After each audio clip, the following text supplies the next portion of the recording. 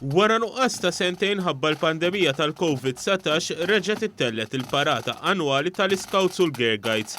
F'din il-parata ħadu semm il fuq minn 4,000 persuna u kollox beda minn fuq il-fosos tal-Furjana kif ġiet iċċelebrata qudiesa mill-Isqof George Frendo fl-Istitut Kattoliku. Sean Bartolo, kummissarju għall-attivitajiet nazzjonali tal-Scouts, jispjega x'ġara l-ħadd filgħodu. Hawnhekk din il-ġurnata tkun mistennija ovvjament mill-Scouts u mill-Guides ta' Malta kollha għaliex fiha hawnhekk qed nuru ċelebrazzjoni tajjeb tal-Scouts u tal-Guiding f'Malta li ovvjament aħna niffurmaw parti wkoll minn xi ħaġa dinjija.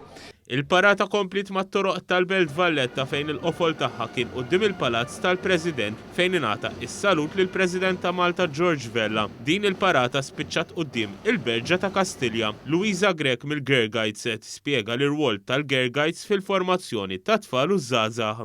Bħala Girl Guides aħna naħdmu iktar fuq advocacy u naħdmu fuq il-holistiku kollu, fejn naħdmu fuq il-domestic violence, nagħmlu awareness ta' mental health issues, biex nrawhom meta jkunu żgħar li ngħixu f'dinja diversità ħafna. Il-parata annwali ssir fl-eqreb ħadd tal-Festa Liturġika ta' St. George Martri, dan minħabba li l-istess qaddis u wieħed mill-patruni tal-Scouts u l-Girl Guides.